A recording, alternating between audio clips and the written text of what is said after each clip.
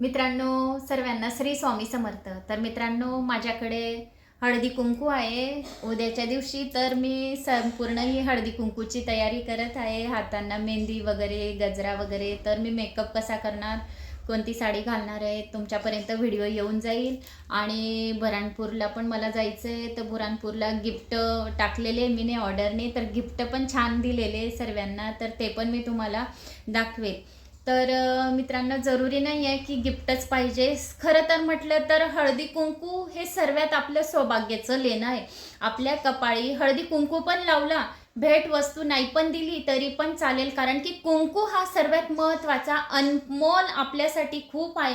आपल्याला सौभाग्य हेच भगवंताने दिलेलं आहे, अखंड सौभाग्यवती राहो आपण, म्हणून हळदी कुंकूचा कार्यक्रम करावा। नाही पण भेट वस्तू दिली तरी पण चालेल। तर मी अजून पुढे डेकोरेशन वगैरे संपूर्ण व्हिडिओ तुमच्यापर्यंत पोहोचेल। श्री स्वामी समर्थ। मित्रांनो, मी हळदी कुंकूचा प्रोग्राम केला, तर काय गिफ्ट द्यायचं 2-3 दिवसापासून विचार करत होती। तर मी गिफ्ट पण छान दिलं महिलांना हळदी कुंकूसाठी। तर गणपतीचं त्याच्यावर वरती पोस्टर आहे आणि ड्रायफ्रूट्सचा जे पानचा पण डबा बघतो, ड्रायफ्रूट्स वगैरे पण त्याच्यात ठेवू शकतो, बडीशोप वगैरे, विलायची, वेलदोडे, लोंग असा सुद्धा ठेवू शकतो। तर बघा, असा हा डब्बा मी चूज केला द्यायची, तर वस्तू कोणाला पण चांगली द्यायची म्हणून।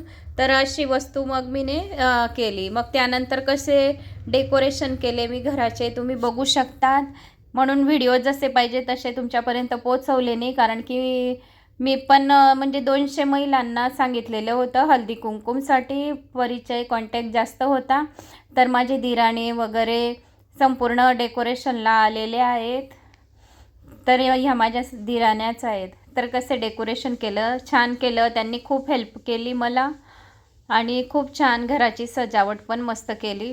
मग तयार झाली त्यानंतर, डेकोरेशन झाल्यानंतर, तर तुम्ही बघू शकता कशा प्रकारे तयार झाली हळदी कुंकुमसाठी। साडीच घातली मी, म्हटलं साडीच आवडते मराठी अशी।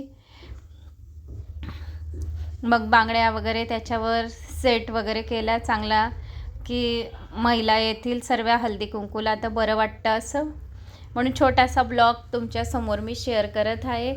मग माझी दिराणी आहे, तिने राजस्थानी लुक केला होता। आम्ही जॉईंट फॅमिलीला आहे 2 जण, तर खूप भरपूर जण आलेले होते, ज्यांना ज्यांना बोलवले। तर सर्वांना खूप आनंद झाला, खूप एन्जॉय पण केला त्यांनी सोबत। आणि नाव घ्या ते तर काही मी ठेवलं नव्हतं, पण आता ती एक रील सुरू आहे, तर ती रील केली होती मी, की मेरा पती मेरा भगवान है, मेरा पती मेरा हीरो है, अशी रील निघाली आहे। तर ती रील सर्वात 13 महिलांचा ग्रुप करून केलेली होती मी। जैसा भी है मेरा पति मेरा परमेश्वर है, किसका पति क्या है वो चिट्ठी में निकलेगा, तो वैसे उनको सबको बोलना है। इकडे हिंदी लँग्वेज बोलतात सर्वजण महिला, तर सर्वांनी हिंदीमध्ये ॲक्टिंग पण केली। म्हाताऱ्यासारख्या बाया, आजी लोकंसुद्धा आलेले होते, तर त्यांना पण खूप आनंद झाला। मग त्यानंतर आम्ही दोघांनी फोटो सेशन केले थोडेसे, माझे सासू सासरे, मुलगा, माझ्या दिराण्या, काही माझे फ्रेंड वगैरे संपूर्ण आलेले होते। छोटासा ब्लॉग तुमच्यापर्यंत शेअर